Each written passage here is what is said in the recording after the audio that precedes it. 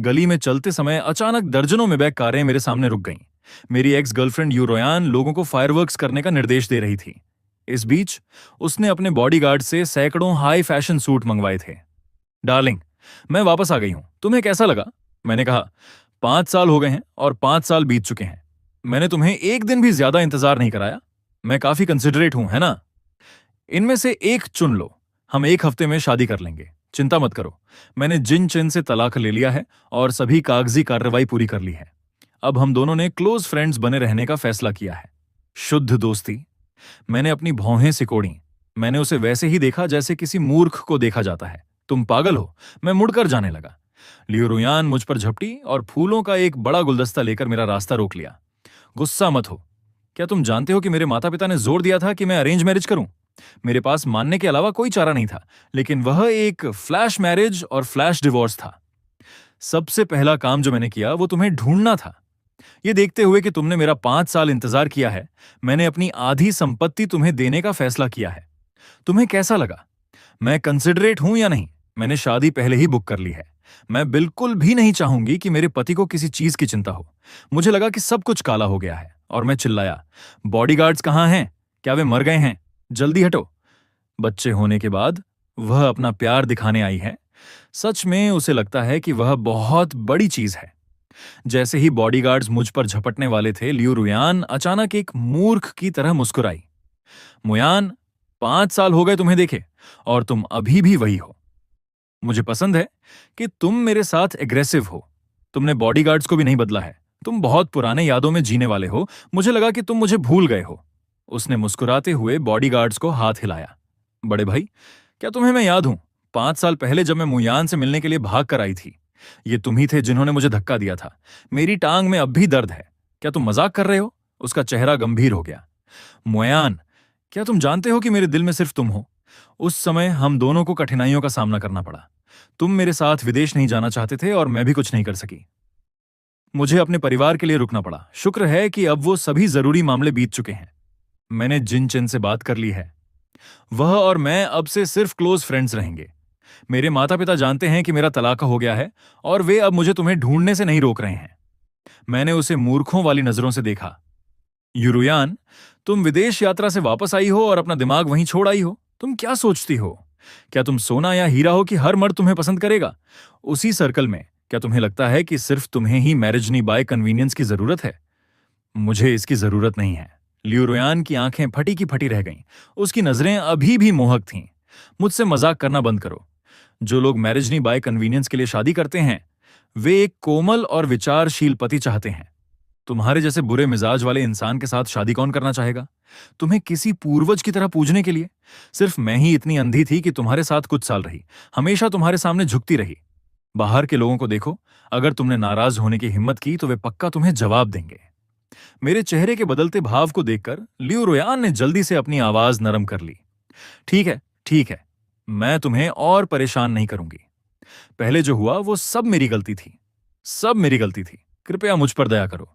इसके अलावा मैं वापस नहीं आई हूं। तुम 30 साल से ऊपर के हो गए हो और अभी तक तुम्हारी शादी नहीं हुई है। तुम्हारे चाचा चाची मुझे दोषी ठहराएंगे। वह मूर्खतापूर्ण तरीके से मुस्कुराई। उसे देखकर मुझे एक अवर्णनीय गुस्सा आया। 5 साल पहले हम शादी करने ही वाले थे। अचानक उसने कहा कि हम शादी नहीं कर सकते। मुझे अपने परिवार से धीरे धीरे बात करनी थी और अंत में मेरा उससे सारा संपर्क टूट गया। मुझे चिंता थी कि कहीं उसे कुछ हो न गया हो और मैंने हर जगह उसे ढूंढा। यहां तक कि मैंने पुलिस को भी फोन किया, लेकिन पुलिस ने कहा कि लियू परिवार ने पहले ही इमिग्रेशन की प्रक्रिया पूरी कर ली है और पूरा परिवार 3 दिन पहले ही विदेश रहने चला गया है। मैंने हवाई जहाज के टिकट का पीछा किया और उसे 100 हिंचे के साथ एक सपनों की शादी में शादी करते हुए देखा। बिना सोचे समझे मैं उसे वहां से ले जाने की तैयारी में था, लेकिन बॉडीगार्ड्स ने मुझे जगह से बाहर फेंक दिया। जब वह मुझे ढूंढने आई तो उन्होंने मेरे साथ एक आवारा की तरह व्यवहार किया और मुझे पुलिस स्टेशन में बंद कर दिया, जहां मैं 2 दिनों तक भूखा रहा। तुम मेरे माता पिता को जानते ही हो। उन्होंने जोर दिया कि मैं 100 हिंचेन से शादी करूं। उन्होंने कहा कि इससे मैं विदेश में बच सकूंगी। मैं सच में कुछ नहीं कर सकी, वरना वे मेरी टांगें तोड़ देते और मुझे जीवन भर तुम्हें ढूंढने से मना कर देते। वही है जिसने सब कुछ शुरू किया। मजेदार बात है कि वह मुझसे ज्यादा रोती है। बेचारी मुयान, मेरा इंतजार करो। हाँ, मैं वादा करती हूं कि मैं उसे हाथ भी नहीं लगाऊंगी। मैं 5 साल में तलाकज ले लूंगी और तुमसे शादी करने वापस घर आ जाऊंगी। मैं अकेला घर लौटा और 1 महीने तक डिप्रेशन में रहा। मेरे दोस्त इसे बर्दाश्त नहीं कर सके और मुझे एक गाला डिनर पर ले गए। उसी समय मेरी मुलाकात फुयान अरान से हुई। मुझे चुप देखकर यूं रोयान और उत्साह से मुस्कुराई। वह हंसते हुए करीब आई और मेरे हाथों में फूल थमा दिए। ठीक है, मैं जानती हूं कि तुम अभी भी मेरे लिए कुछ महसूस करते हो, वरना तुम मेरे घर के पास चक्कर लगाने नहीं आते। तुम देखना चाहते थे कि क्या मैं घर वापस आ गई हूं, है ना? अब जब तुम्हारी इच्छा पूरी हो गई है तो क्या तुम खुश हो? मैंने अपनी भौहें सिकोड़ी और उसके कंधे के ऊपर देखा। वह सबकी सबसे बड़ी इच्छा है। वह हंस पड़ी। रास्ते से हटो। लियो रोयान नाराज नहीं हुई, बल्कि उसकी मुस्कान और गहरी हो गई। तुम एक जिद्दी इंसान हो। मैं समझती हूं, तुम अस्पतालों से नफरत करते हो। अगर कुछ होता है तो तुम डॉक्टर को अपने घर बुलाते हो। तुम यहां क्यों आओगे अगर मुझे देखने के लिए नहीं? चिंता मत करो, तुम्हें अपने मन की बात कहने की जरूरत नहीं है। मैं सब समझती हूं। 7 दिन बाद मिलते हैं। मेरे सबसे हैंडसम बॉयफ्रेंड। उसने अपनी पीठ सीधी की और गर्व से अपनी छाती पर हाथ मारा। उसके अहंकारी भाव ने मुझे और अधिक गुस्सा दिला दिया। मैंने गुस्से में फूलों को जमीन पर पटक दिया। तुम पागल हो, है ना? सो जिन चेन को तुम्हें जल्दी कंट्रोल करने दो। अपनी इस पागलपन से लोगों को नुकसान पहुंचाना बंद करो। जैसे ही मैं मुड़ा और 2 कदम चला, लियू रोयान सिर झुकाए जल्दी जल्दी अपने फोन पर मैसेज भेज रही थी। भाई, तुम्हारा ट्रिक सच में काम कर गया। वह जल रहा है। वह अभी भी मुझसे प्यार करता है। जब मैं वापस आऊंगी, मैं तुम्हें मेन टेबल पर इनवाइट करूंगी। सौ जिन चेन ने एक वॉइस मैसेज भेजा जिसमें उसकी भावनाएं समझ नहीं आ रही थीं। बेशक, अग्रिम बधाई, मैं जा रहा हूं। लियू रोयान ने फोन रखा और जल्दी से बॉडीगार्ड से कहा कि सूट कार में ले जाएं। इसे गंदा मत करना। मेरे पति सफाई के मामले में बहुत मैनियाटिक हैं। मुझे सबका एक एहसान चाहिए, उसने मेरी पीठ की ओर चिल्लाकर कहा। मोयान, याद रखना, इन्हें पहनकर देखना। अगर तुम संतुष्ट नहीं हुए तो मैं रात भर में तुम्हारे लिए दूसरे चुन लूंगी। कार का दरवाजा एक तेज धमाके के साथ बंद हुआ। मेरा चेहरा पूरी तरह काला पड़ गया था। मैं सूट से भरी कार लेकर घर लौटा। अंकल हैंग मुस्कुराते हुए और अपने हाथ रगड़ते हुए पास आए। मुझसे पूछा, साहब, ये चीजें हैं, इन्हें छोटे मास्टर के लिए छोड़ दीजिए। आपकी चाची भविष्य में उनकी शादी के लिए सूट तैयार कर रही हैं।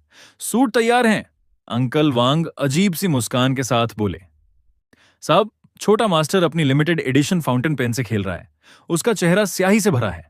अगर हमने ये उन्हें भेज दिए तो मुझे डर है कि सब बर्बाद हो जाएगा। उसने अपनी बात पूरी की ही थी कि मेरा बेटा खुशी से उछलते हुए घर से बाहर निकला। उसका चेहरा स्याही से भरा था और मुझ पर झपट पड़ा। मुझे पूरे शरीर पर दागदार कर दिया। पापा, आप वापस आ गए? छोटी बहन कैसी है? उसने कोई शरारत तो नहीं की, है ना? मैं ये कहने ही वाला था कि बच्चा अभी सिर्फ 2 महीने का है। कौन कहता है कि उसे अगले ही पल जेंडर के बारे में पता होगा? बेटे की नजर उस एलिगेंट सूट पर टिकी। वाह, कितना हैंडसम! पापा, मैं इसे पहनना चाहता हूं, मैं इसे पहनना चाहता हूं। अंकल हैंग जल्दी से करीब आए और उसे पकड़ लिया। अरे छोटे शैतान, तुम सब गंदे हो, कपड़े गंदे मत करो।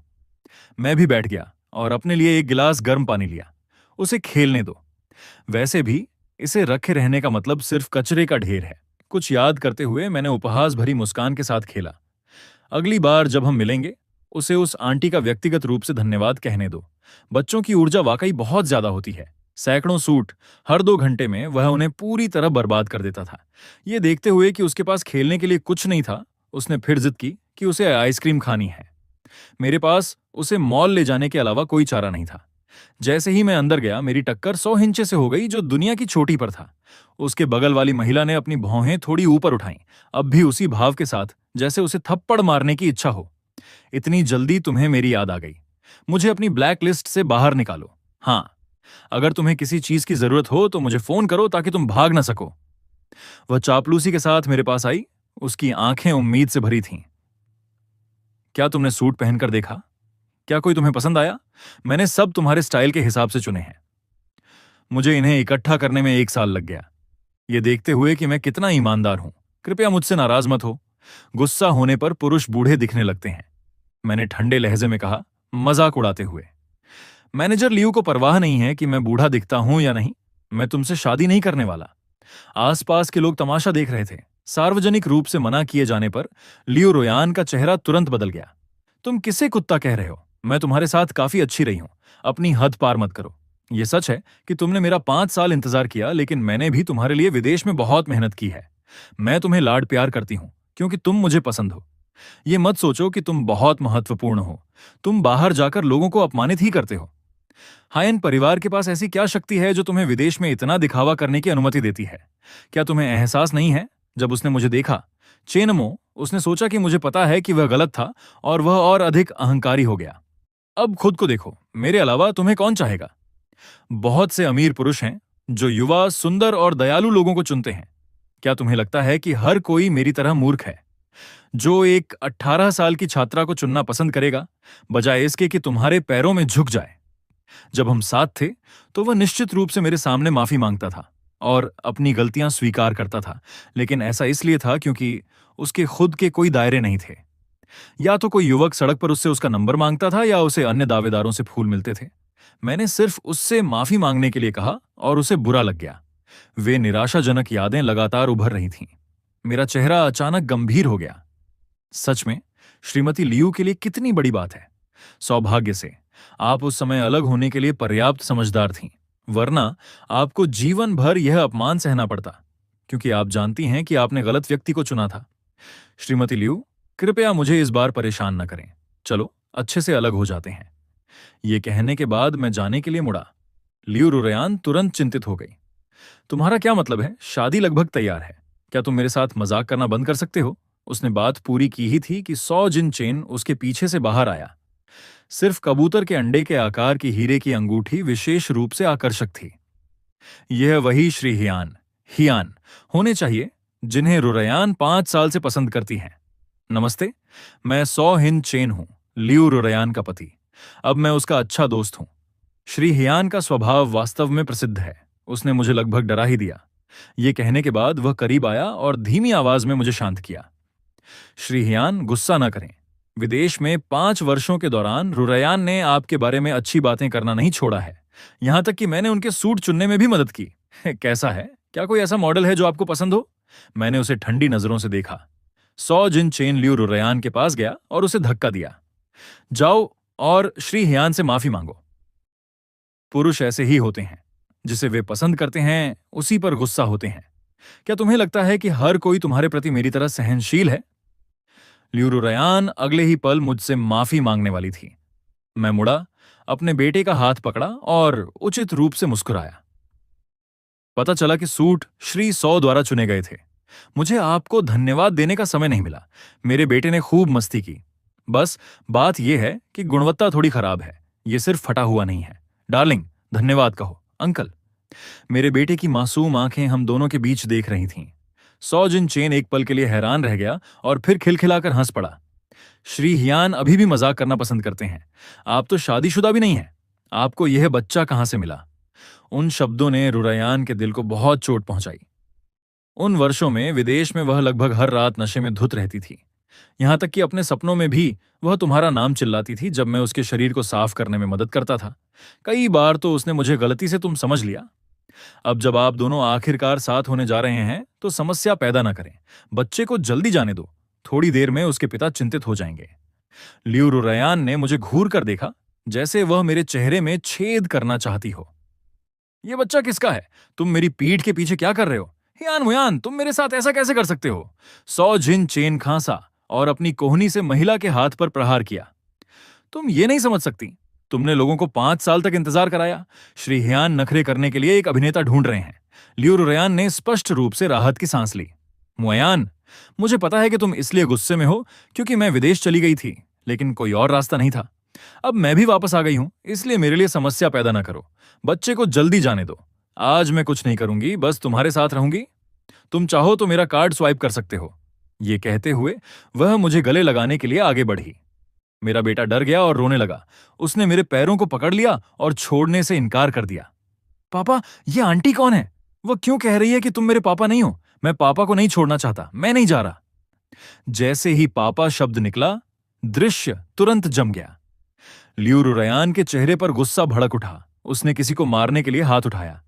तुम्हारे पापा कौन है? बकवास मत करो, चुप रहो बेटा। और जोर से रोने लगा। मुझे गुस्सा आ गया। मैंने अपने बेटे को अपनी बाहों में भर लिया।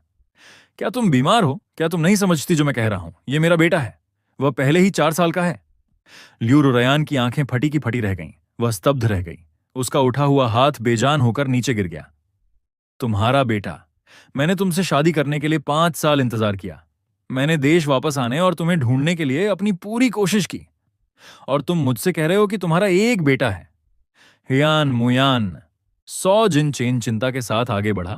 जाहिरा तौर पर सलाह दे रहा था, लेकिन उसके शब्द वास्तव में आग में घी डालने का काम कर रहे थे। रुरयान, जल्दबाजी न करो। शायद तुम्हारे जाने के बाद श्री हियान ने बहुत बुरा महसूस किया, और यह समझना आसान है कि उन्होंने अस्थायी रूप से गलती की होगी, जबकि उन्होंने शादी नहीं की थी।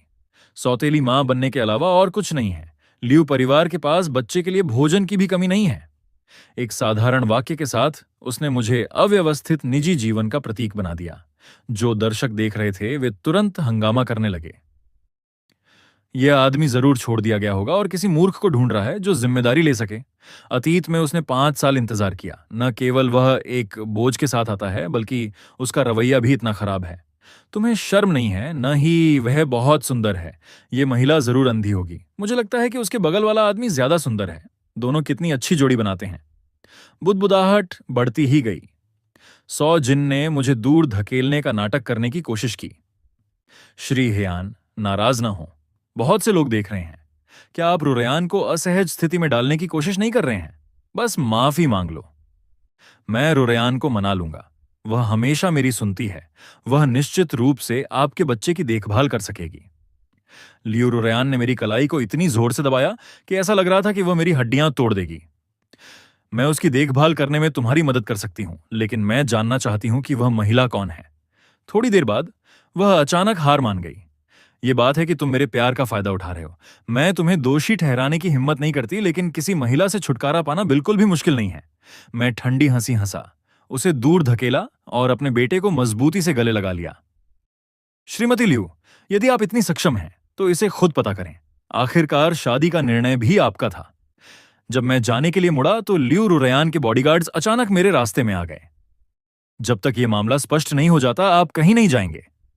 मुझे अपने बेटे के डरने की चिंता थी और मैं हिंसक रूप से प्रतिक्रिया नहीं दे सकता था, इसलिए मैंने सहन किया और 1 घंटे तक दुकान में रहा, जब तक कि बॉडीगार्ड्स एक बार में एक कामुक नृत्य का वीडियो नहीं ले आए।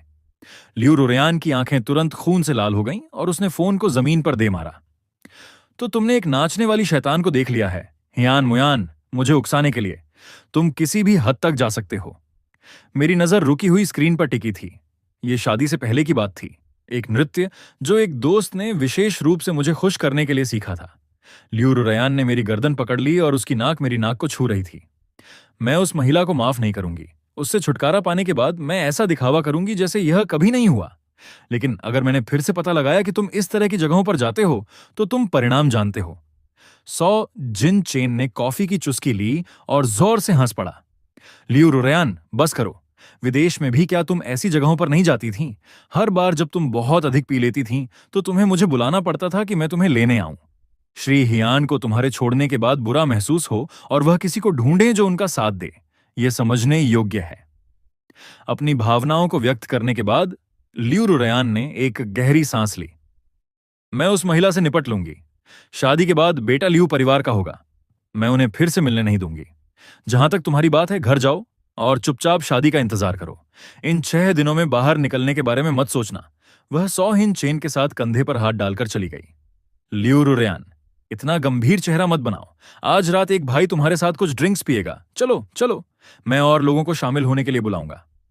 आवाज धीरे धीरे दूर होती गई। मेरे बेटे ने मुझे डरते हुए खींचा। पापा, वह आंटी कौन है? वह एक पागल है। तुम मम्मी को यह नहीं बता सकते। उनके कांड के बाद हमारी खरीदारी करने की इच्छा खत्म हो गई। जैसे ही हम दुकान से बाहर निकले, एक कर्मचारी हमारे पीछे आई। उसके हाथ में अभी भी खरीदारी के 3 बैग थे। श्रीमती लियू ने इन्हें खरीदा और कहा कि वह इन्हें उपहार में देने वाली है।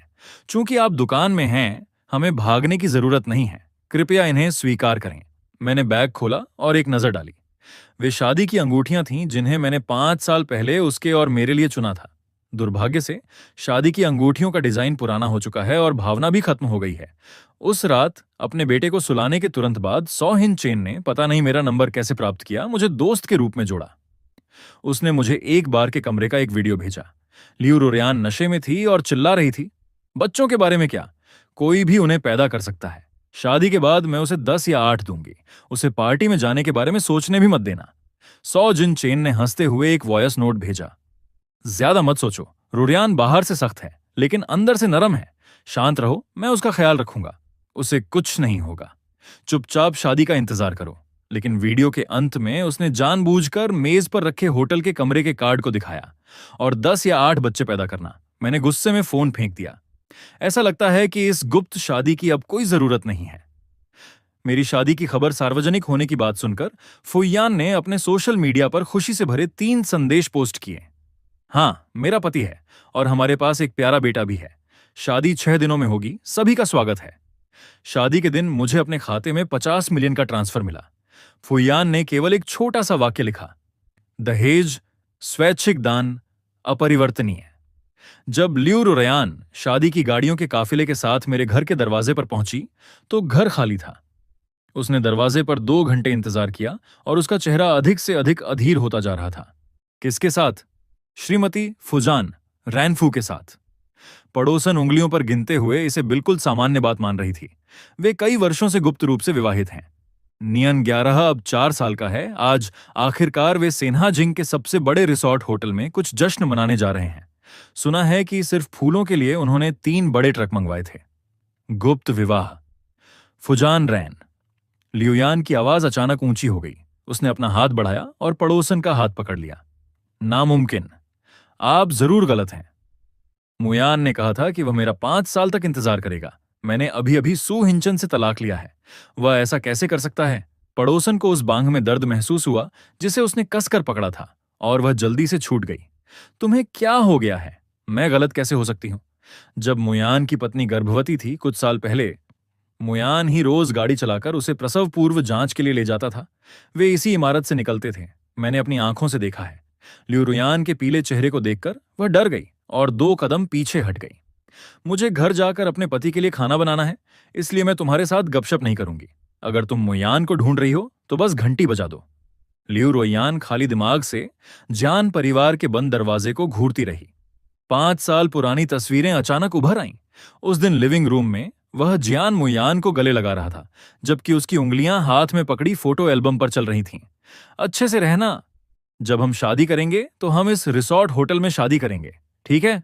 उस समय जियान मुयान ने मुस्कुराते हुए हामी भरी थी। आंसू उसकी शर्ट पर गिर गए और उसने कहा, ठीक है। अब उनकी शादी वाकई उस होटल में हो रही है, लेकिन दुल्हन वह नहीं है। फोन अचानक वाइब्रेट हुआ।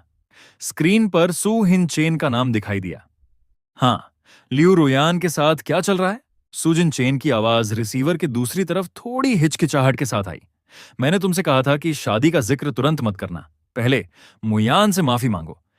क्या तुम उससे लड़ी नहीं हो? क्या तुम गुस्से में अपना आपा खो बैठी हो? लियू रुयान फोन पकड़े हुए बस निराश महसूस कर रही थी। नहीं, पड़ोसन ने कहा। उसने कहा कि मुयान और फुयान रैन आज अपनी शादी मना रहे हैं। उनके 4 साल का एक बच्चा भी है। फोन के दूसरी तरफ 2 सेकंड की चुप्पी रही। वह जनान का कुख्यात प्लेबॉय नहीं है। उसके बारे में कोई प्रेम संबंध की अफवाह भी नहीं है। वह मुयान से शादी कैसे कर सकता है? पक्का पड़ोसन सठिया गई है। उसने किसी और को समझ लिया होगा। उसने एक विराम लिया और फिर अपने भाई की मदद करने के लिए गंभीर विश्लेषण का नाटक किया। मैं तुम्हें बताता हूं, मुयान अभी भी इस बात से नाराज है कि तुम उस समय इतनी अचानक चली गई थीं। वह जानबूझकर किसी को ढूंढ रहा है ताकि वह नाटक करे और तुम्हें गुस्सा दिला सके। सोचो, वह तुम्हें पहले कितना प्यार करता था। अगर तुम 3 दिन के लिए बिजनेस ट्रिप पर जाती थीं, तो वह हर दिन वीडियो कॉल करता था। वह वास्तव में किसी और से शादी कैसे कर सकता है? शायद वह बच्चा उसके किसी दोस्त का हो। वह अभिनय करने के लिए उसे उधार ले रहा है। लियू रुयान की आंखें चमक उठीं, मानो उसने किसी डूबते को तिनके का सहारा पा लिया हो। सचमुच? बिल्कुल। सुजिन चेन की आवाज भरोसेमंद लग रही थी। जल्दी से होटल जाओ और देखो कि क्या शादी वाकई हो रही है। अंदर जाओ और मुयान से साफ बात करो। भाई, मैं यहां से तुम्हारा हौसला बढ़ा रहा हूं। अगर काम नहीं बना तो मैं अभी वहां आऊंगा तुम्हारी मदद करने। मैं गारंटी देता हूं कि मैं उसे वापस पाने में तुम्हारी मदद करूंगा। फोन काट दिया। लियू रुयान ने कार स्टार्ट की और तेजी से निकल गई। स्टीयरिंग व्हील पकड़े हुए उसका हाथ अभी भी कांप रहा था। उसका दिमाग सू हिंचन के शब्दों से भरा हुआ था। वह जरूर अभिनय कर रहा होगा। मुयान किसी और को पाने की कोशिश नहीं कर सकता। वह अभी भी उसका इंतजार कर रहा है। रिसोर्ट होटल उस इलाके में है। लियू रुयान को पहुंचने में 40 मिनट लगे। जैसे ही उसने पार्किंग में कार खड़ी की, काले सूट पहने दो आदमियों ने उसे रोक लिया। मैडम, आपके पास निमंत्रण है। सुरक्षा गार्ड भावहीन था। उसकी नजरें तीखेपन से उसे देख रही थीं। आज उपनिदेशक की शादी की पार्टी है, बिना निमंत्रण वाले लोग अंदर नहीं जा सकते। उपनिदेशक जियान मुयान। लियू रुयान का दिल बहुत तेजी से धड़क रहा था। अंदर एक आदमी सूट पहने हुए है। क्या उसका नाम जियान मुयान है? मिस्टर जियान का उपनाम वास्तव में जियान है। सुरक्षा गार्ड ने भौहें सिकोड़ी और उसका लहजा और ठंडा हो गया। मैडम, क्या आपके पास निमंत्रण है या नहीं? अगर नहीं है तो कृपया यहां से चले जाएं। यहां बाधा न डालें। अगर इससे शादी की पार्टी पर असर पड़ा तो आप इसके परिणाम नहीं भुगत पाएंगी। लियू रुयान घबरा गई। उसने अंदर भागने के लिए अपना हाथ बढ़ाया। मैं जियान मुयान की दोस्त हूं।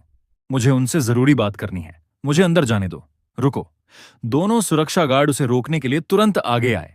उन्होंने उसे वहीं मजबूती से पकड़ लिया। यदि आप समस्या पैदा करना जारी रखेंगी तो हम विनम्र नहीं रहेंगे। लियू रुयान ने होटल के दरवाजे की ओर देखा।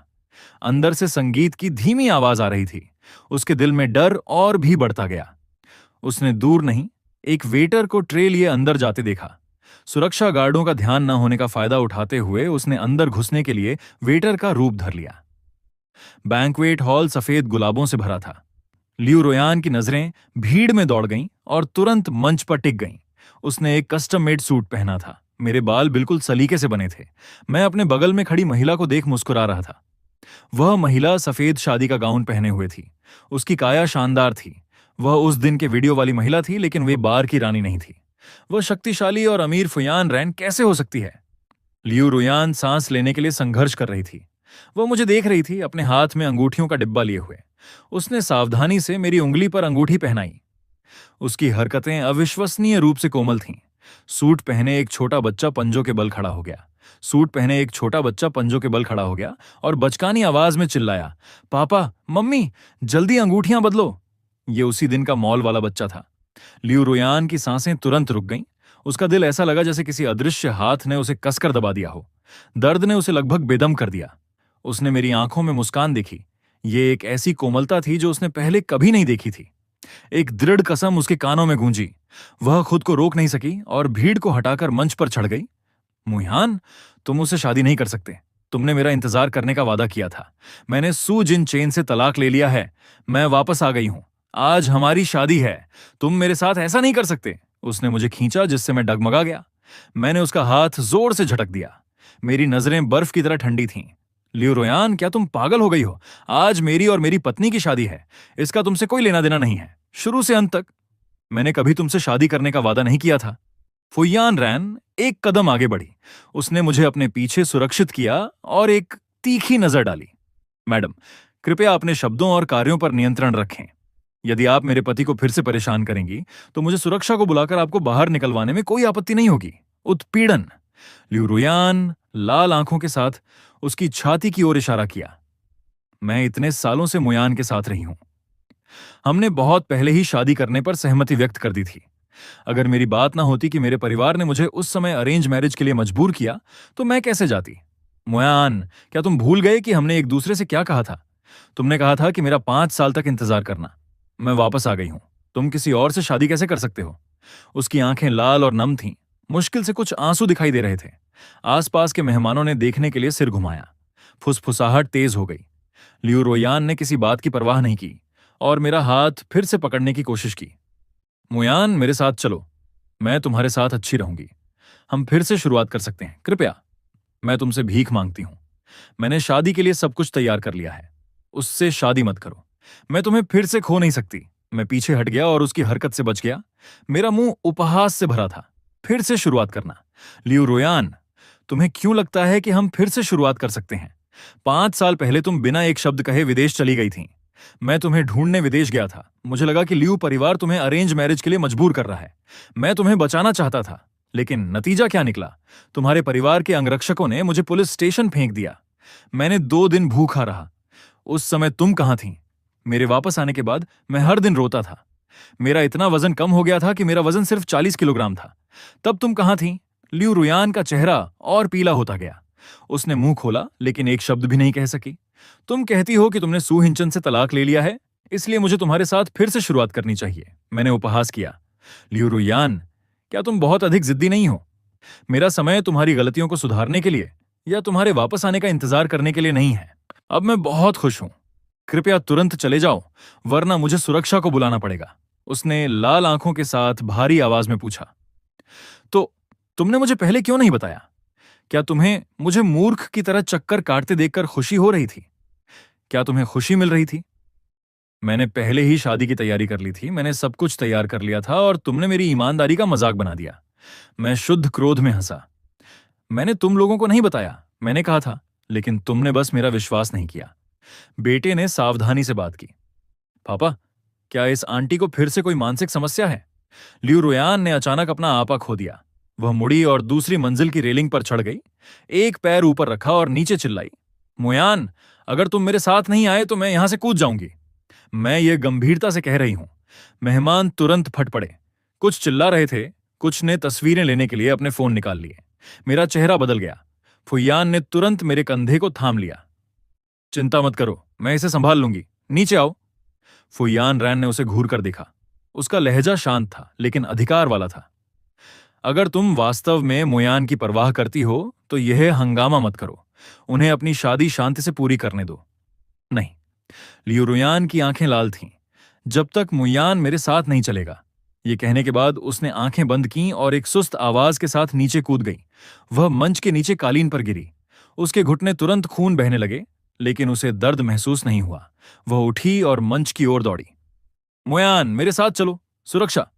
फुयान, रैन ने ठंडे स्वर में कहा। सुरक्षा गार्ड, जो पहले से ही पास में इंतजार कर रहे थे, तुरंत आए और लियू रुयान को मजबूती से पकड़ लिया।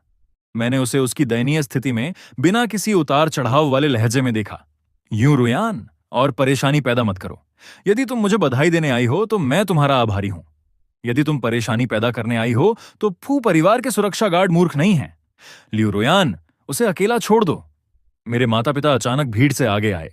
मेरे पिता ने अचानक कहा, तुम मुयान को कब तक चोट पहुंचाती रहोगी? अंकल, मैं मुयान से प्यार करती हूं। सच में, मैंने सू जिन चेन से तलाक ले लिया है। मैं, लियू रुयान, समझाने के लिए संघर्ष कर रही थी। तलाकशुदा। मेरी मां ने लाल आंखों और कांपती आवाज के साथ उसकी बात काट दी। उस साल तुम्हारे चले जाने के बाद मुयान हर दिन लिविंग रूम में तुम्हारी कॉल का इंतजार करता था। यदि उसे कॉल नहीं मिलती तो वह हवाई अड्डे पर तुम्हारा इंतजार करने जाता था।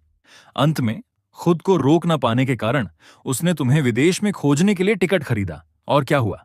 जैसे ही वह शादी के रिसेप्शन पर पहुंचा, तुम्हारे परिवार के अंगरक्षकों ने उसे कचरे की तरह बाहर फेंक दिया और पुलिस स्टेशन में फेंक दिया।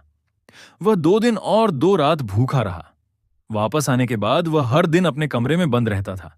वह खाता नहीं था। वह कंकाल की तरह पतला हो गया था। अंत में उसने नींद की गोलियां तक खा लीं। यदि जान रैन ने उसे समय पर नहीं खोजा होता और उसे अस्पताल नहीं ले गई होती तो आज तुम उसका चेहरा भी नहीं देख पाती। मेरी मां के आंसू गिरने लगे। अब उसकी एक पत्नी है, उसके बच्चे हैं। उसकी पत्नी तो एक बच्चे की गर्भवती भी है। वह एक शांत और स्थिर जीवन जीता है। लियू रुयान, यदि तुम्हारे अंदर थोड़ा भी विवेक बचा है तो उसके जीवन को परेशान करना बंद करो। तुम दोनों का बहुत पहले ही अंत हो चुका है। सुरक्षा गार्ड लियू रुयान को घसीटते हुए बाहर ले गए। उसने संघर्ष किया और पीछे मुड़कर देखा। उसने फुयान रैन को नीचे झुककर अंगूठी उठाते देखा जो फर्श पर गिर गई थी। उसने इसे कोमलता से मेरी उंगली में पहनाया और फुसफुसाया, गुस्सा मत करो, ये इसके लायक नहीं है। मैं फुयान रैन की बाहों पर झुक गया और सिर हिलाया। वह दृश्य लियू रुयान के दिल में लगे चाकू जैसा था। उसे दम घुटने जैसा दर्द हो रहा था। होटल से बाहर फेंके जाने के बाद लियू रुयान सड़क पर बैठ गई। उसके घुटनों से खून अभी भी बह रहा था, लेकिन उसे दर्द महसूस नहीं हुआ। फोन अचानक वाइब्रेट हुआ। यह वेडिंग प्लानिंग कंपनी का फोन था। श्रीमती लियू, आप अभी तक क्यों नहीं पहुंची हैं? शादी की जगह पूरी तरह सजी हुई है। हम सिर्फ आपका और मिस्टर जियान का इंतजार कर रहे हैं। रद्द करो। लियू रुयान की आवाज भारी थी और उसमें गर्माहट की कमी थी। रद्द करो। लाइन के दूसरी तरफ मौजूद व्यक्ति दंग रह गया। श्रीमती लियू, ये वह शादी है जिसे आप 3 महीने से तैयार कर रही हैं। रद्द करना मतलब रद्द करना। लियू रुयान दहाड़ी और फोन को जमीन पर दे मारा। स्क्रीन चकनाचूर हो गई। जैसे उस वक्त उसका दिल वह बिजली के खंभे पर टिक गई। उसका दिमाग जियान की मां के शब्दों से भरा था। ये दृश्य उसके दिमाग में बार बार चलने वाली फिल्म की तरह थे। हर दृश्य में उसे इतनी चोट पहुंच रही थी कि वह सांस नहीं ले पा रही थी। थोड़ी देर बाद फोन फिर बज उठा। ये उसकी माँ का फोन था। उसका फोन लगभग टूट चुका था। उसने जवाब देने के लिए स्क्रीन स्लाइड की। रोयान, शादी कैसी रही? मोयान ने तुम्हें परेशान तो नहीं किया है ना? माँ मत पूछो। लियो रोयान का गुस्सा तुरंत फूट पड़ा। अगर उस समय तुम लोगों की वजह से नहीं, सू जिन चुन के साथ मेरी शादी के कारण, तो मैंने मुयान को कैसे खो दिया होता। अब वह किसी और से शादी कर रहा है और उसके बच्चे हैं। क्या तुम लोग संतुष्ट हो? मजबूर करना। लियू मां दंग रह गई। फिर थोड़ी नाराजगी के साथ, रोयान, हमने तुम्हें कब मजबूर किया? क्या यह तुम खुद नहीं थी जिसने उस समय कहा था कि तुम सू जिन चुन से शादी करना चाहती हो? तुमने कहा था कि सू परिवार हमें विदेश में बसने में मदद कर सकता है, हम तुम्हें रोक नहीं सके। मैंने खुद ऐसा कहा था। लियू रोयान दंग रह गई। उसकी आवाज कांप रही थी। मैंने ऐसा कैसे कह दिया? मां, मुझसे झूठ मत बोलो। उस समय आप लोगों ने साफ कहा था कि अगर मैंने सू जिन चुन से शादी नहीं की तो आप मुझे मुयान से मिलने के लिए देश वापस नहीं आने देंगी। हमने ये बातें कब कहीं? पिता की आवाज फोन के दूसरी तरफ कुछ गुस्से के साथ आई। रोयान, क्या तुम पागल हो गई हो? उस समय हमने तुम्हें मुयान के साथ मिलजुल कर रहने की सलाह भी दी थी। तुम ही थी जिसने नहीं सुना। तुमने सू हिन चुन से शादी करने पर जोर दिया। अब मुयान किसी और से शादी कर रहा है और तुम हमें दोषी ठहरा रही हो। लियू रुयान ने फोन काट दिया। उसका दिमाग उथल पुथल था। उसकी मां ने जो कहा वह सू हिन चुन की कही बातों से पूरी तरह अलग था। क्या उस समय जो हुआ वह उसके माता पिता ने मजबूर नहीं किया था? तो सू जिन चुन झूठ क्यों बोलेगा? लियू रुयान ने अपने घावों को नजरअंदाज किया। सीधे सू जिन चुन के घर गई। उसने दरवाजा खोला, लियू रुयान को देखा और मुस्कुराते हुए कहा, रुयान, तुम कैसे आ गई? मुयान ने तुम्हारे साथ सुलह कर ली? मुझे लगा कि तुम्हें आधी रात तक उसे मनाना पड़ेगा। लियू रुयान उसे ठंडी आंखों से घूरती रही। सू जिन चुन, जब मैंने तुमसे शादी की थी तुमने मुझे धोखा दिया। मेरी मां ने कहा कि उस समय उन्होंने मुझे मजबूर नहीं किया था, कि मैं खुद तुमसे शादी करना चाहती थी, लेकिन मैंने ये शब्द कभी नहीं कहे थे। सू जिन चुन एक पल के लिए दंग रह गया और तुरंत उसकी आंखें लाल हो गईं। रुयान, तुम मुझसे ऐसा कैसे कह सकती हो? क्या उस समय हम दोनों के पास विकल्प नहीं थे? तुम भूल गई हो। उस समय तुमने मुझसे कहा था कि तुम्हारे अंकल इस बात से सहमत नहीं थे कि तुम मोयान के साथ रहो, और उन्होंने जोर दिया कि तुम सुविधा के लिए मुझसे शादी करो, वरना वे तुम्हारी आय का स्रोत काट देंगे और मैं कभी अपने देश वापस नहीं आ पाऊंगा। इसीलिए मैंने तुम्हें तुम्हारे अंकल से निपटने में मदद करने के लिए तुमसे शादी की थी। उसने लियू रुयान की आस्तीन पकड़ ली और आंसू गिरने लगे। मैं एक पुरुष के रूप में शादी की और जल्दी से तुमसे तलाक ले लिया। अब हर कोई मेरा मजाक उड़ाता है। मुझे इससे क्या हासिल हुआ? क्या मैं तुम्हें भाई नहीं मानता? क्या मैं मदद करना चाहता था? लियू रुयान ने उसकी नाराजगी वाली अभिव्यक्ति को देखा और उसका संदेह फिर से डगमगाने लगा। उसने आह भरी, मुझे माफ करना, मुझे तुम पर संदेह नहीं करना चाहिए था। शायद मुझे गलत याद है। कोई बात नहीं। मुझे पता है कि अभी तुम कंफ्यूज्ड हो। सूजिन चुन ने अपने आंसू पोंछे और मुस्कुराते हुए उसके कंधे पर थपकी दी। अगर तुम अभी भी मुयान के साथ फिर से सुलह करना चाहती हो तो मैं एक सॉल्यूशन सोचने में तुम्हारी हेल्प कर सकता हूं। क्या तुम उस समय मेरे भाई जैसी नहीं थी? मैं तुम्हारी हेल्प जरूर करूंगा। लियू रुयान ने सिर हिलाया, मुड़ी और चली गई। उसके मुड़ते ही सू जिन चुन की आंखों में एक अजीब सी विकेडनेस चमक उठी। लियू रुयान घर वापस आई और बिस्तर पर लेट गई। वह करवटें बदलती रही। उसे नींद नहीं आ रही थी। उसने जियान मुयान के बारे में सोचा। उसने जो कुछ भी उससे कहा था उसके बारे में सोचा। उसे बहुत डिस्ट्रेस फील हो रहा था, मानो उसके दिल में कुछ अटक गया हो। उसने वीचैट खोला और एक फेक अकाउंट का यूज करके जियान मुयान को फ्रेंड रिक्वेस्ट भेजी। उसने उसके मोमेंट्स सेक्शन में चेक किया। वह उसकी डेली लाइफ से भरा हुआ था। पहली फोटो में फुयान रैन सिक्सी के साथ ब्लॉक से खेल रही थी। दूसरी फोटो फुयान रैन की थी जो उसके लिए स्ट्रॉबेरी छील रही थी। तीसरी फोटो उनकी पूरी फैमिली की थी। लियू रोयान इन फोटो को देखती रही। उसकी आंखों से आंसू छलक आए। उसे वे साल याद आए। उसने भी उस समय जियान मुयान से कहा था कि वह उसे बीच पर वेकेशन के लिए ले जाएगी, वह उसके साथ बच्चे पालेगी, लेकिन उसने इनमें से कोई भी प्रॉमिस पूरा नहीं किया। जितना ज्यादा वह देखती उसका दिल उतना ही ज्यादा दुखता। उसने वीचैट बंद कर दिया। उसने तुरंत किसी को उन सालों में जो कुछ हुआ था उसकी इन्वेस्टिगेशन करने के लिए कहा। 2 दिन बाद असिस्टेंट उसके पास डॉक्यूमेंट्स की एक फाइल लेकर आया। प्रेसिडेंट लियू, हमें सब पता चल गया है। उस समय सू फैमिली ने ही देश में लियू फैमिली की इंडस्ट्रीज को टेक ओवर करने की प्लानिंग की थी और बूढ़े पति पत्नी को विदेश जाने के लिए मजबूर किया था। सू जिन चुन ने बूढ़ी महिला के टेक्स्ट मैसेज फेक बनाए थे।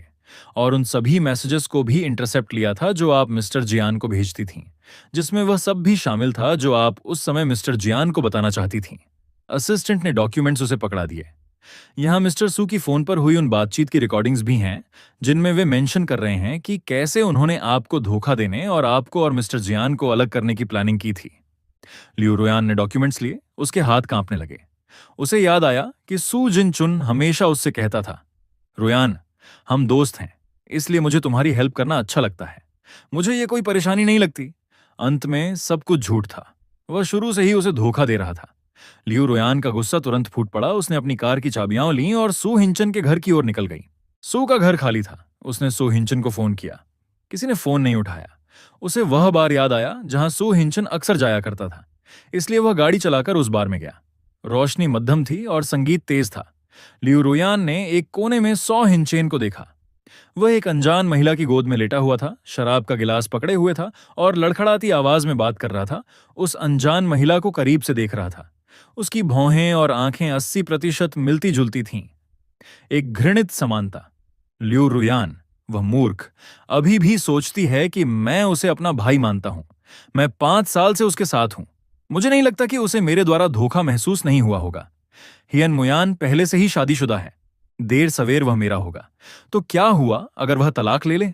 तो क्या हुआ अगर वह मुझे पसंद नहीं करता? सिर्फ मैं ही उसके प्रति सच्ची हूं। लियू रुयान थोड़ी दूर पर खड़ी थी। उसकी बातें सुन रही थीं। उसका दिल ऐसा महसूस हुआ जैसे उसे जोर से मारा गया हो। दर्द इतना तीव्र था कि वह मुश्किल से ही खड़ा रह पा रहा था। वह उस पर झपटा, सो हिंचे को एक झटके के साथ अलग किया, उसे दीवार पर दे मारा। खून तुरंत बह निकला। सू हिंचन, तुम मुझसे हर समय झूठ बोल रहे थे। सू हिंचन ने धुंधली आंखों से उसे देखा और मुस्कुराते हुए कहा, रुअन, तुम यहां क्या कर रहे हो? क्या तुम मुझे घर ले जाने आए हो? चुप रहो। लियू रुयन गुस्से में चिल्लाया। उसकी आंखें नफरत से भरी थीं। सो हिंचन, तुम नीच हो।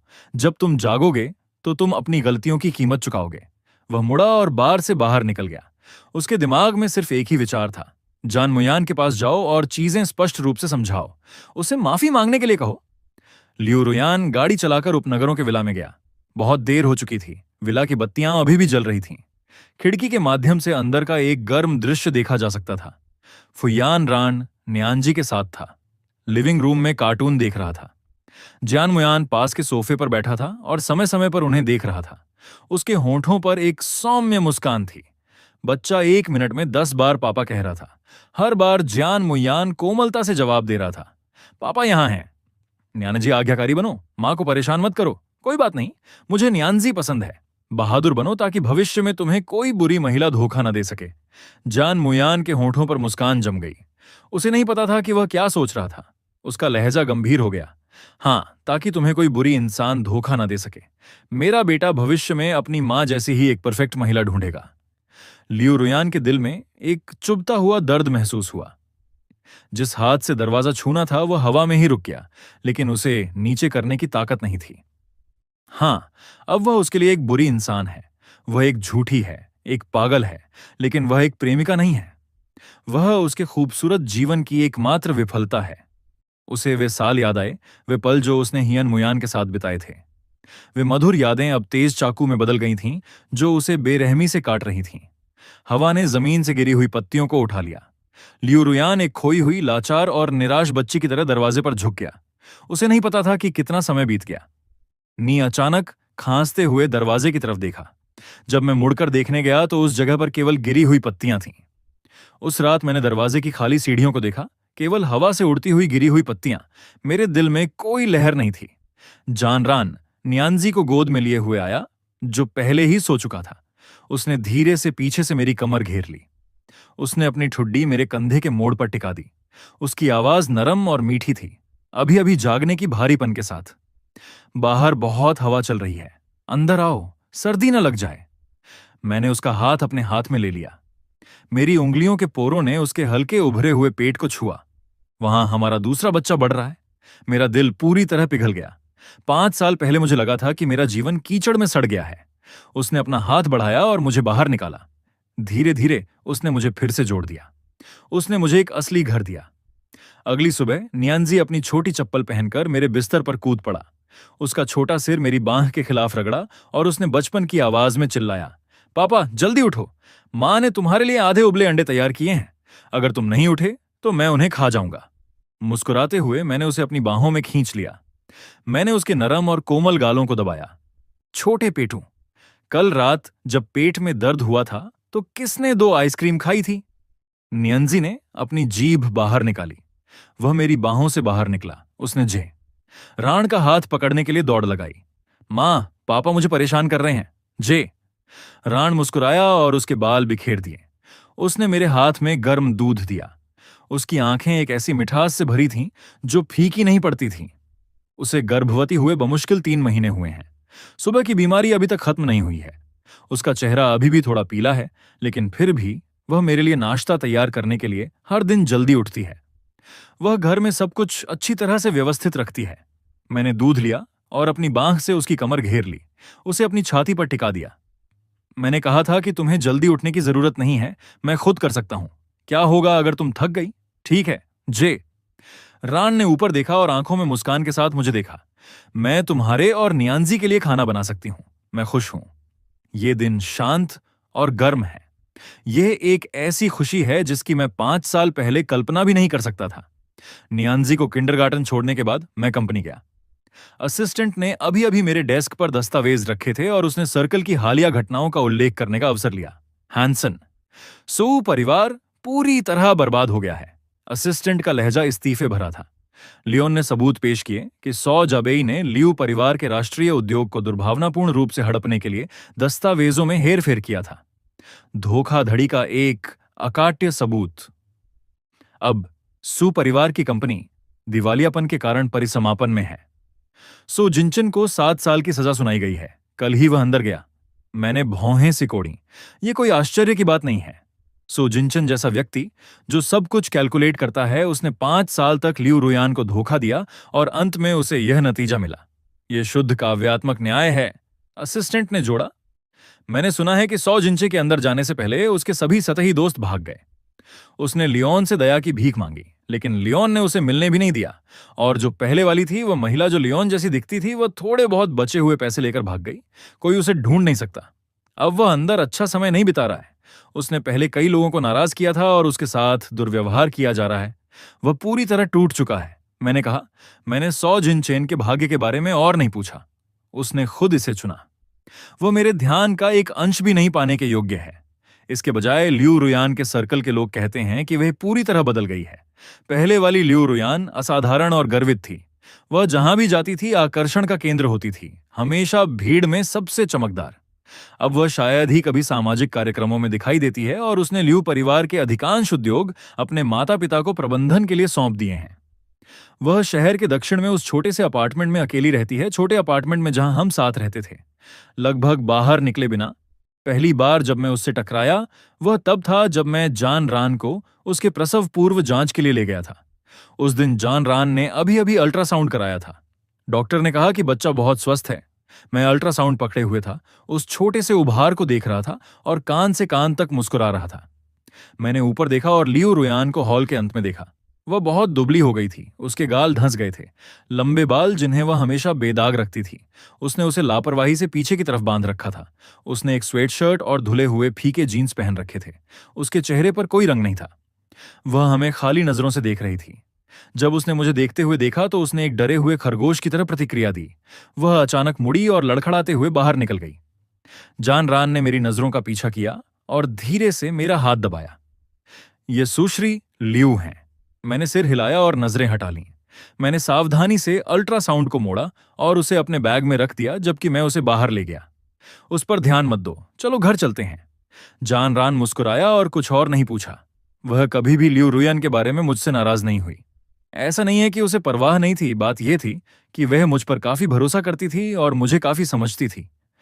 मुझे अतीत को पीछे छोड़े हुए काफी समय हो गया था। मेरा वर्तमान और भविष्य केवल वह और बच्चा है। बाद में मैंने अंकल वॉन्ट से सुना कि लियू रुयान कई बार हमारे पड़ोस में आई है। वह हमेशा प्रवेश द्वार पर खड़ी रहती थी, दूर से नियांजी को आंगन में खेलते हुए देखती थी। वह कभी भी करीब आने की हिम्मत नहीं करती थी। एक बार नियांजी एक पतंग के साथ बाहर भागा और लगभग उससे टकरा गया। वह डरे हुए नियांजी की पतंग उठाई और कांपती आवाज में उससे कहा, मुझे माफ करना, और जल्दी से भाग गया, जैसे कि उसे डर था कि कोई उसे देख लेगा। मैंने सुना और बस धीरे से कहा कि मैं जानता था। मैंने कुछ और नहीं कहा। सर्कल के कुछ लोग यहां तक कहते हैं कि लियू रुयान हर दिन हमारी पुरानी तस्वीरों को गले लगाकर रोती है। वह उन सभी जगहों पर गई जहां हम अक्सर साथ जाते थे। समुद्र के किनारे का फार्म हाउस, पहाड़ की चोटी पर बना व्यूइंग प्लेटफॉर्म, यहां तक कि पुराने नूडल रेस्तरां में भी जहां हम स्कूल जाते समय जाया करते थे। वह पूरी दोपहर नूडल रेस्तरां में बैठी रही। उसने नूडल्स के 2 कटोरे मंगवाए जिन्हें वह प्यार करती थी। एक कटोरा उसने सामने रखा और उसे नहीं छुआ। उसने खुद का भी ज्यादा नहीं खाया। सभी आंसू सूप के कटोरे में गिर गए। आखिरकार उसे अपने पछतावे का एहसास हुआ। उसे पछतावा हुआ कि उस समय उसने बिना एक शब्द कहे विदेश जाने का फैसला किया। उसे पछतावा हुआ कि उसने मुझे अकेला, डरा हुआ और दुखी छोड़ दिया। उसे पछतावा हुआ कि उसने 100 झिंचे की बकवास पर विश्वास किया। उसे पछतावा हुआ कि उसने अपने हाथों से उस व्यक्ति को दूर धकेल दिया जो उससे सबसे ज्यादा प्यार करता था। जब वह अंततः धोखे से मुक्त हो गई और पीछे मुड़कर देखा, वह अब एक ही जगह पर इंतजार नहीं कर रहा था। लेकिन इस दुनिया में पछतावे की कोई गोली नहीं है। सप्ताहांत पर मैं जानरान और नियांजी को छुट्टी मनाने के लिए समुद्र तट पर ले गया। नियांजी समुद्र तट पर नंगे पैर भागा। उसने रंगीन सीपियों का ढेर इकट्ठा किया। उसने कहा कि वे उसकी होने वाली बहन के लिए हैं, ताकि वह सबसे सुंदर हार पहन सके। जानरान धूप छाता के नीचे बैठा उसे मुस्कुराते हुए देख रहा था। मैं उसके बगल में बैठ गया, उसके लिए बीज रहित अंगूर छिले और उन्हें एक एक करके खिलाया। समुद्र की हवा धीरे धीरे नमकीन सांस के साथ चल रही थी।